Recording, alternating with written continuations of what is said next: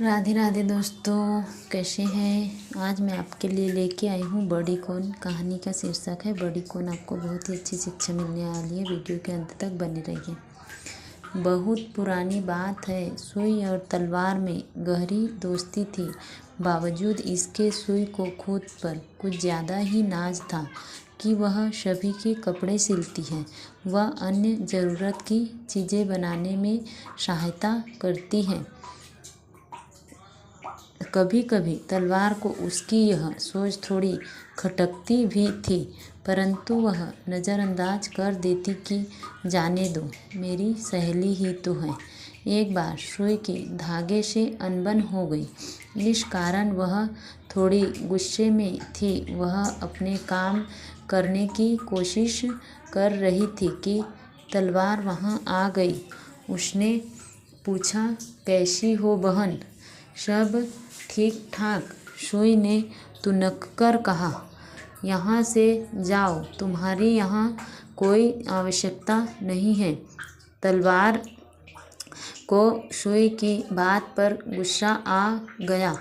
इस बार उसने हमेशा की तरह सुई की बातों को नज़रअंदाज नहीं किया।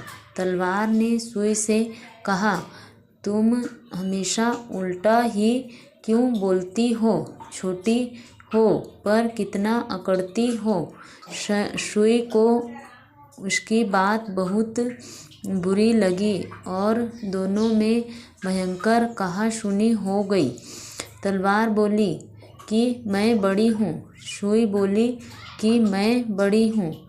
दोनों के झगड़े से परेशान होकर लोगों ने सुझाव दिया कि आप दोनों अपनी अपनी शिकायत लेकर गांव के मुखिया जी के पास क्यों नहीं जाइए। जब दोनों वहां अपनी शिकायत लेकर गई तो मुखिया जी ने कहा, बात इतनी गंभीर नहीं है जितनी तुम कह रही हो, लेकिन इसका फैसला करना ज़रूरी है। कल पंचायत के सामने तुम दोनों अपनी अपनी बात कहना। अगले दिन एक बड़े बरगद के पेड़ के नीचे पंचायत बुलाई गई। मुखिया जी भी आए, तलवार और सुई भी वहां आ गई। उसके साथ साथ गांव के सभी लोग भी फैसला सुनने आए। मुखिया जी ने तलवार और सुई की बातें सुनी। तलवार गर्व से बोली, देखो मैं सुई की तुलना में कितनी लंबी हूँ और तेज और चमकदार भी कितनी हूँ। सुई ने भी जवाब देते हुए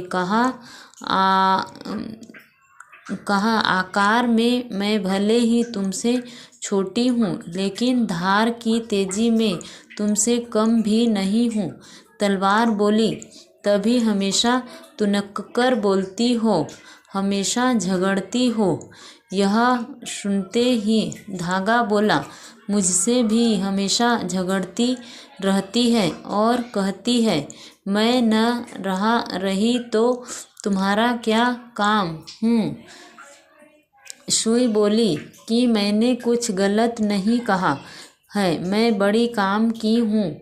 मुखिया जी सभी को शांत कराते हुए एक कपड़ा सुई और तलवार को देते हुए उस पर अपनी ताकत आजमाने के लिए कहते हैं। सबसे पहले तलवार ने सामने आकर अपने तेज प्रहार से कपड़े के कई टुकड़े कर डाले। अब बारी आई सुई की। उसने तेजी से कपड़े के सारे कटे हुए टुकड़े जोड़ डाले।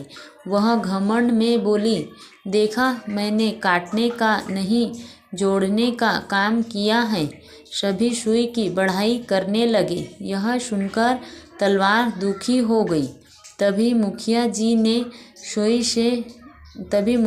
सुई से बोले, अगर तुम्हें दुश्मनों के सामने युद्ध भूमि में जाना पड़े तो क्या वहाँ तुम टिक पाओगे या किसी को युद्ध जीता पाओगे?